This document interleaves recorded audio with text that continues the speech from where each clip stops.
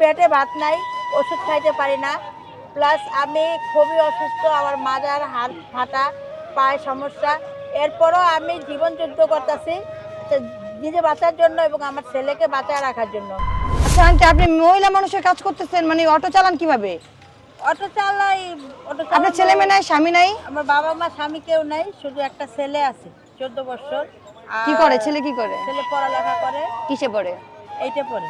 এটা পড়ে? জি। আচ্ছা, আর আপনি? আর আমি এই অটো চালাই কারণ আমার মাজার হাড় ফাটা। হ্যাঁ। আমার মাজার সমস্যা, কি পায়ের বলেন? সমস্যা, অন্য কোনো কাজ করতে পারি না। তাই নাকি? হ্যাঁ, তাই বাধ্য হয়ে আমি এই অটোটা চালাই। খুব রিস্ক নিয়ে চালাই, খুব আস্তে চালাই, আমার মাজায়ও সমস্যা হয়। আচ্ছা আন্টি, আমি তো একটু দ্রুত যাইতে চাইছিলাম, কিন্তু আপনি মহিলা মানুষ, মানে একটা মায়ের বয়সী মানুষ হয়ে আপনি এই যে অটো চালাইতেছেন, এটা কিভাবে সম্ভব? কিছু করার নাই। তাহলে আপনি অসুস্থ মানুষ যে অটোটা চালাচ্ছেন, আপনার কষ্ট হচ্ছে না? কষ্ট অবশ্যই হয়, হইলে কিছু করার নাই। মানুষ পেটের দায় চুরি করে, ডাকাতি করে, খারাপ কাজ করে, আমি তো আর ওইটা করতেছি না। আমি কষ্ট করে গাড়ি না, চালাই। তা তো ঠিকই আছে। আপনার হাজবেন্ড নাই? না, আমার বাবা আমার স্বামী কেউই নেই। আপনার স্বামীর মানে কি হয়েছে? আমার স্বামী 14 বছর ধরে চলে গেছে, আম্মা আব্বা 16 বছর ধরে মারা চলে গেছে কি? আপনাকে ফেলে চলে গেছে? হ্যাঁ, বিয়ে করছে। ও শিট। কত বছর ধরে আপনি এই অটো চালান? আমি অটো চালাই 3 বছর পার হয়ে গেছে। 3 বছর ধরে আপনি অটোই চালান। এর আগে কি করতেন?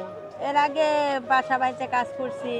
মানে এখন আর পারেন না? না, এখন আর ওটা পারি না, কারণ আমার দ্বারা সিঁড়ি বাওয়া সম্ভব না, ভারী কোনো কাজ করা সম্ভব না।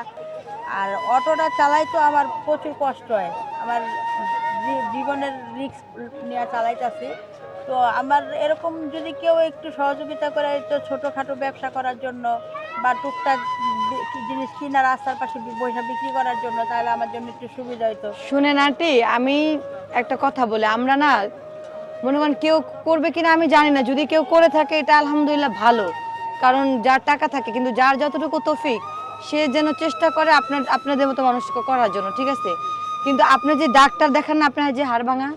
হ্যাঁ, ডাক্তার তো দেখাইছি, ডাক্তারের সাজেশন ডাক্তার দিছে যে আপনি বেল ব্যবহার করেন, তারপরে ঠিকমতো ওষুধ খান, নিয়মিত খাবার খান, কিন্তু ওই টাকাটা তো আমার থাকা লাগবে। আমার মাসে ঘর ভাড়া আছে, বাচ্চার পিছে খরচ আছে, তারপরে আমার সংসার খরচ। আপনি অসুস্থ শরীর নিয়ে কিভাবে অটো চালান? কিছু করার নেই। অসুস্থ শরীর নিয়ে যদি আমি গাড়িটা না চালাই, তাহলে মনে করেন যে আমার তো আর কেউ ঘরে নিয়ে দিয়ে আসবে না। আপনি চালাতে পারতেছেন তো ঠিকভাবে? পারতেছি, আপনি খুব স্লোভাবে চালাই।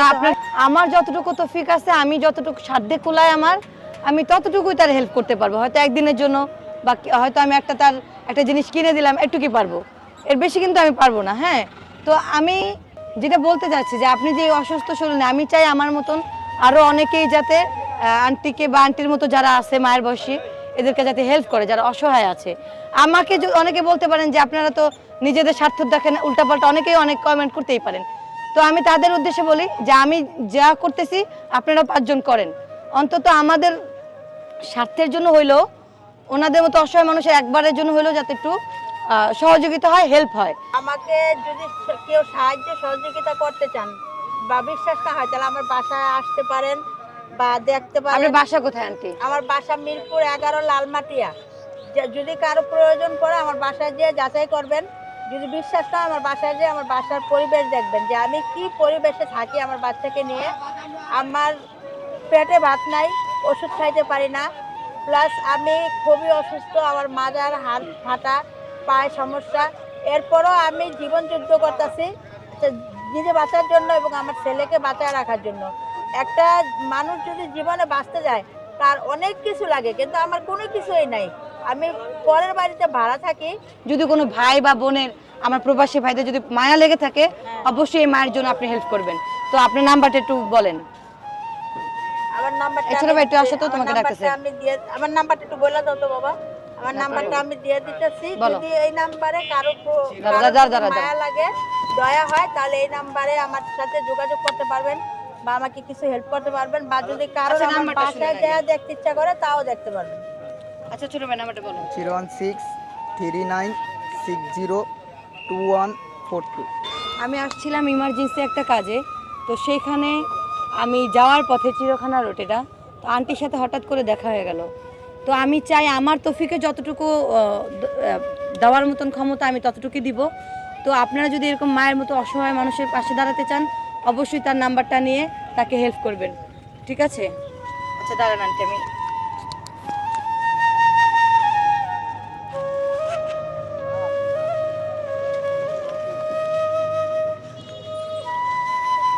আমার ব্যাগে আর টাকা নেই, যা টাকা ছিল সব বের করে ফেলছে। হ্যাঁ, দেখি কয় টাকা হয়। আন্টির ভাগ্যে যা আছে আমি তাকে তাই দিয়ে দিব।